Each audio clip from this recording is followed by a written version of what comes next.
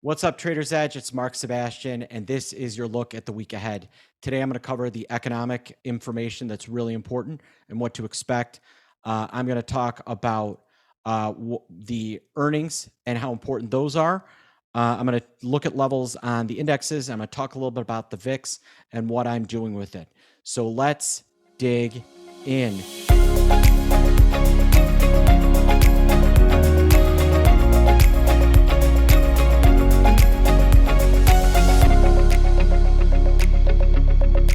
Well, Monday started off with a banger day for the S&P. I don't know what news hit. I didn't see anything, but at 3 o'clock Eastern, 2 o'clock Central, the S&P just went parabolic, straight up. So did the triple Q. Both ended up near the highs of the day. Really strong move. Now, is that going to hold? I'm going to talk about the economic stuff that's coming up this week. So, big one is Wednesday, FOMC. That is going to be coming out. I think that is going to be make or break. The market is banking on the Fed pivot and them leading us to a potential rate cut in March. I don't think that's going to happen. I think that's going to be kind of the pivotal point for the market.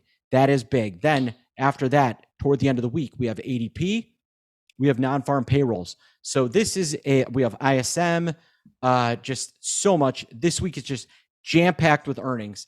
The entire tone, I think, for the rest of the quarter, not just the month of February, is going to be set this week, because on top of that, those big, huge economic reports, we also have the biggest week of earnings for the year.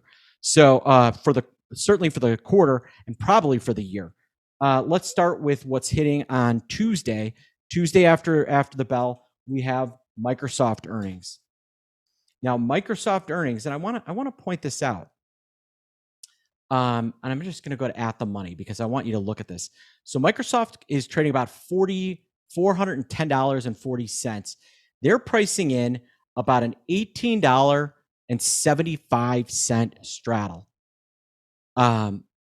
Good for a little over 4% on the move, slightly above normal, but given the parabolic move that Microsoft has just had, I think it's a little underpriced. On the 17th, this thing was $384. It's up $26 since the 17th, and they're only pricing in on earnings about an $18 move. Does not seem very expensive. You get kind of a similar story with Google. And Google, they're pricing in, call it $8.50 on that straddle. And again, the move since the 17th, we were $139 on the lows on the 17th. We're up to $153. That's a more than $14 move. That is pretty given the move that we've had in a very short period of time, those seem inexpensive. On Thursday, we have Meta. There's another one that's just made an absolutely monstrous move. It's gone from 358 on the 17th up to 401. And you would think the options would be expensive. With the trading 401, the pricing in, call it a $27, $28 move. So all of these earnings are pricing in smaller than the move we've had since the 17th. And that's with the Fed in there too, and non-farm payrolls. I think these are uniformly not expensive enough. Let's hone in on Apple. Apple may be the only one that really hasn't had a great run. That straddle is pricing itself. That straddle's pricing itself. Call it $6.50. They're pricing at a $3.34% move. That's below the median. So Apple looks incredibly inexpensive. Now, it has not had the same kind of move that the rest of the market has had. So maybe that's part of it. But I think that there is absolutely some ability of this thing to potentially get a move. I think that one is too cheap. And then Amazon is the Amazon is the last of these ones. Another one that's had a really nice move, up $16 since the 17th. And the options with this trade in 161, pricing in, call it a $10 move. That also does not seem overly expensive. It's a little bit above its median implied, but given the strength that we've seen in January, I certainly would not be selling these. I don't know if I'd buy them, but I would be looking for, I think there's potential for a pullback here. Last earnings that I think you really want to pay attention to is AMD.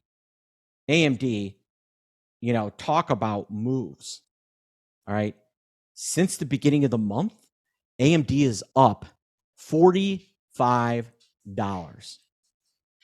Now, the straddle price for AMD is, call it $15, $16. Again, doesn't seem that overly expensive. The normal move is about 7. Implied move is about 7. They're pricing at 8.4. So this one is at least a little meatier. But I think AMD is going to be a really important one. That's after the bell on Tuesday, because it's going to give us a glimpse, I think, a much better view of how the market is viewing NVIDIA. So AMD is absolutely one to watch and keep a very tight eye on. All right, so we've hit on the economics. We've hit on, I think, the earnings that you really need to be paying attention to. We also have oil and gas at the end of the week. Exxon and Chevron, those are two. Just to have in the back of your mind, they're huge companies, have not really had a lot of strength this month. Those could actually be an interesting opportunity for a reversal. I'm kind of excited to see those ones as well. Now, let's look at SPX. Absolute breakout on Monday in all of the indexes. They're at all-time highs. I think we're getting near where they stop. I think I feel pretty confident we're going to be up on Tuesday. But then I think Wednesday into the Fed, we maybe are up small, and that's where the rug might get pulled out. Especially, depending on what happens with Microsoft and Microsoft earnings, AMD earnings, and Google earnings on Tuesday. Those will set the tone for Wednesday into the Fed, and then the Fed is really going to take control. The Qs, obviously, they've been even more parabolic this month. They've really led us higher since the beginning of the month. The Qs are up, call it, let's see. We closed on the 29th at 409. We're up about $20, call it 5%. Just above an all-time high close. We didn't close at an all-time high, but we did close at an all-time closing high. So these are actually, believe it or not as far overdone as the S&P is, which is kind of interesting. But I think, again, we're going to see some strength on Tuesday, and then those earnings and the Fed are going to take control of the indexes on Wednesday. Now, lastly, where do I see potential real upside? Who's got to catch up? IWM again, bumping up against 200. If all goes well, we could see it break that 205 level by the end of the week. IWM has the most upside out of the other indexes and ETFs, so that's another one to keep a very tight eye on. All right, now, why am I concerned? And I've talked about this, and I've laid out some different ideas. VIX closed the day up. Now it's weekend adjusted, so really not up very much, but it's trading 13.6, and the term structure is incredibly flat. We only have a 0.6 of a point difference between that future and the actual cash index. VIX is pricing in some sort of parabolic move. Could be the market going straight up and volatility getting smoked, or we could see vol really really take off. Because right now the market is, the VIX futures are fading the VIX. Usually the VIX futures are right, but when they're wrong, they are very wrong. And if we do get selling, I expect VIX to kind of outperform the indexes. So the trade that I'm looking at, and this is something we did in Trading Desk, and actually I just put this on and win the week today. I'm looking at long February, either the 9th or the regulars, the 490 calls and SPY, and against that, I'm buying VIX calls.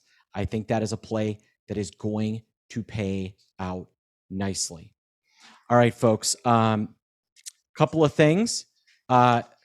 We are going to be rolling out Zero DTE February. Zero DTE Jan was awesome. We had a ton of education. We had some really good trades, and we're excited to roll out Zero DTE January. Look for emails on that, and I want you to join me in Chicago, July 22nd through the 24th.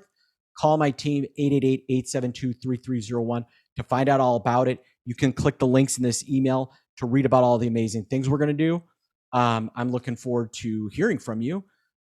Email us, support@optionpit.com with questions, and I will be back tomorrow with a little bit of a reaction to what's happened with Microsoft and with what's happened with Google, and I'll have a little bit more in depth on VIX. All right, everybody. I hope you have a great trading week. I'm Mark Sebastian, your only option. Have a good one.